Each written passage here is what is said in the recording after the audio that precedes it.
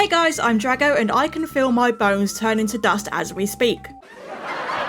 Five Nights at Freddy's is officially 10 years old and I cannot believe it. I've followed this series since 2014 when I was 13. Now I'm 23, nearing 24, and I just can't believe how old this has gotten now and how long it's been going on for. And when you look at the series, you see how far it's come and it is just mind-blowing. I mean, it went from this little indie game that was basically 2D, you couldn't even move around, to a series with a huge following, trying to figure out all the theories and the lore, to full 3D free roaming security breach, and then to a movie. Like, how insane is that this was all born from one indie game? As you probably know, I absolutely love the series, and I had to do something to celebrate the 10th anniversary. So I did this big piece of art, and as usual, I recorded it for you guys to see. Before we get going, only 16% of those who watch my videos are subscribed. So if you're new to this channel and you like what you see, hitting that subscribe button would be really appreciated. That way you can keep up to date with all the rest of my videos. Thank you. As usual, I started off with my construction lines. Now, the idea I had for this piece was that we have Original Freddy on one side and Glam Rock Freddy on the other side, which kind of shows the two eras. Now, by eras, I mean you have what is usually known as the Scott era, which are, you know, the original games, all of that. Usually FNAF 1 up to UCN. No, the games where Scott was really involved himself, he's the one that made them, all of that stuff. And then you go on to what's known as the Steel Wall era, which is pretty much Help Wanted 1 and onwards. Obviously not all the modern games are made by Steel Wall, but it's still sort of known as that. It's basically the modern era of FNAF. And basically I wanted this art to sort of show the two sides and how far it's come from the original all the way up to what we have now. With the two big mascots of the eras, that being Original Freddy and Glam Rock Freddy, the centerpiece. In the background, I plan to have other characters, and these characters I wanted to have more sort of like ghostly abstract paintings rather than full detail, and each one is sort of representing a iconic character or significant moment, you know, stuff like that. Now, full transparency here, I did have a reference open, it was just open on another window, and that window isn't captured by the recording. I did this because I just got so sick of having to sort of squeeze my drawing alongside the same canvas where the reference is, and I just wanted to make sure I had the full canvas to work with. So my reference for Freddy and Glam Rock Freddy and all that are actually on another window. I've got them open and pinned to the top of my desktop, but the recording doesn't pick that up. So yeah, full transparency, I am using a reference image here, and it's a reference image of a Blender model that I posed myself. Let me tell you something though, Glam Rock Freddy is deceivingly difficult to draw. Maybe because I don't draw him so often, so I'm not as used to his shapes. But comparing him to drawing Original Freddy, I find Glam Rock Freddy a lot harder. I think it's because he's so sort of smooth, and because he's more smooth, there is less room for error. If you get like one line, one curve slightly off, then it's gonna be noticeable. His jaw gave me a lot of trouble in that sense of like how thick is it, how, you know, wide is it, how much does it curve. No matter what I did, it just looked off, so I spent a lot of time fiddling around with it. Honestly, a big tip that I can give is make sure you are happy with your sketches before you go onto your line art, because editing a sketch is so much easier than editing line art. Line art should really be sort of the final version, and from there shouldn't really be any edits you're making unless it's like one simple little mistake you notice and you just fix it in the line art. But like main shapes and angles and perspectives should be done in your sketch, and it will save you so much time because like I said, editing a sketch is so much easier than editing your line art, because a sketch can be messy, that's the point of it.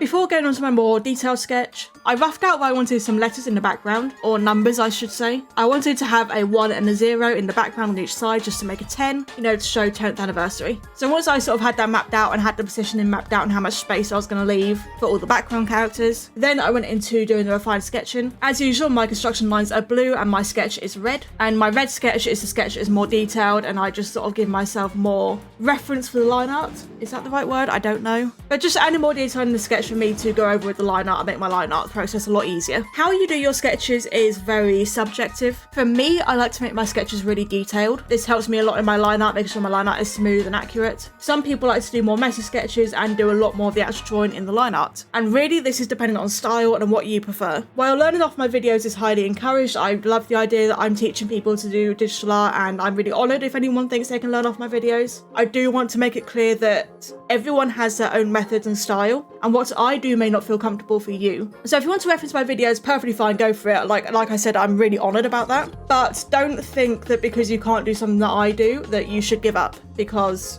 there's things that other artists do that I look up to that I think, oh, why can't I do that? But I realise that it's just not part of my style, it's not part of my process or method, and it's not something that I'm comfortable doing. So yes, pushing yourself is good if you want to learn, but don't push yourself so hard that you're doing something that you're just not comfortable with. Make up your own style, make up your own methods, just learn however you want. And eventually you'll get to a place where you're comfortable and you can do things with ease.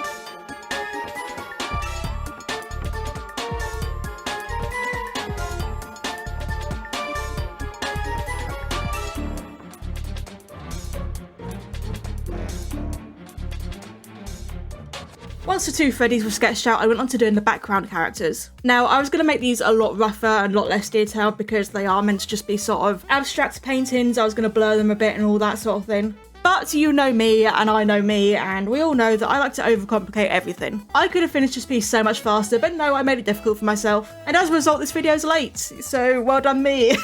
As I said earlier, I was choosing iconic characters and moments in the series. So iconic characters being like Springtrap, Scraptrap, Ennard, Michael, Puppet, Nightmare Fredbear, you know, characters that are really significant to the lore. And then I also chose to add some 8-bit characters to show some of the moments that happened, like the spring locking in FNAF 3, the baby minigame sister location, a little 8-bit puppet to show the save them minigames, things that are really iconic and important to the lore. Because I really wanted this piece to be a good show of each era, the things that happened in each era, and how far FNAF has come as a series. Some of the references you'll see me using will be from Blender. They are free to use models that I've downloaded and posed myself to use as reference. This is usually when I just can't find an official render that I like for it. Characters like Golden Freddy and Springtrap had official renders that were iconic that I wanted to do, but characters like Nightmare Fredbear, I had to sort of pose my own things. So that's why some of the reference images look different than others, because they're ones that I've posed and screenshotted from Blender myself.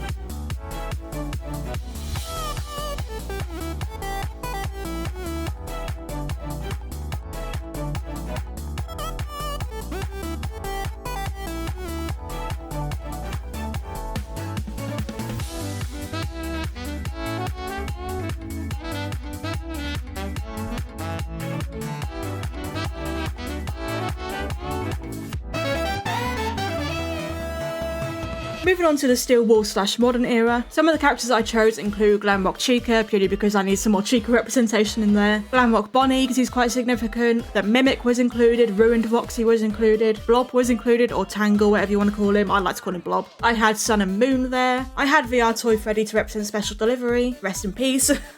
I had Mexies there, or MXES, I like to call him Mexies. And to represent the movie as well, which is a big important part of the franchise, I had the Yellow Rabbit. Characters on this side are a lot more detailed in a lot of respects, especially when you get into the Ruin characters. And for some reason, I just find the Glamrocks harder to draw than the originals, but that's probably because I haven't drawn them as often. So this side did take me longer to sketch out.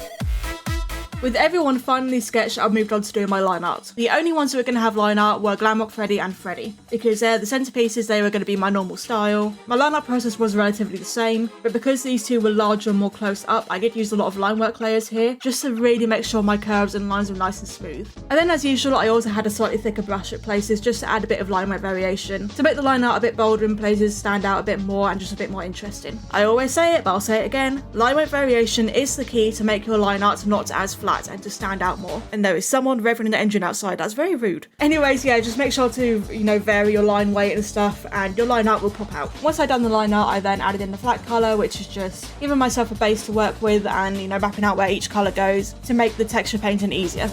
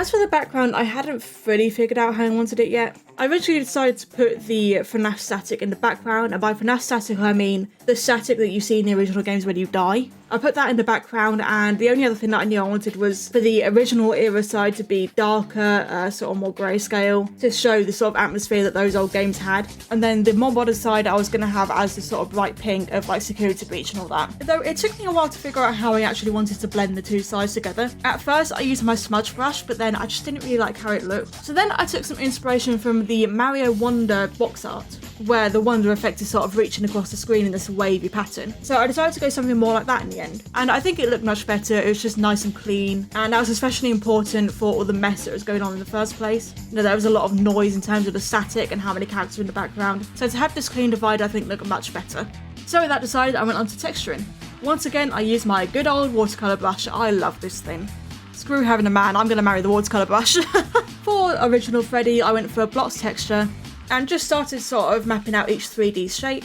This is the part where I make sure the colouring goes from looking flat and 2D to looking more 3D, and having the actual shapes of the character visible. So for example, on Freddy's cheek, you've obviously got the cheek itself sticks out, so that bit is a little bit lighter, it's got some light reflecting on it, and it just shows that it's, you know, curved and it's sticking out. And doing this in texturing and painting means that I can then focus more on the actual lighting itself in the shading rather than having to think about how to define the 3D shapes, because I've already done that.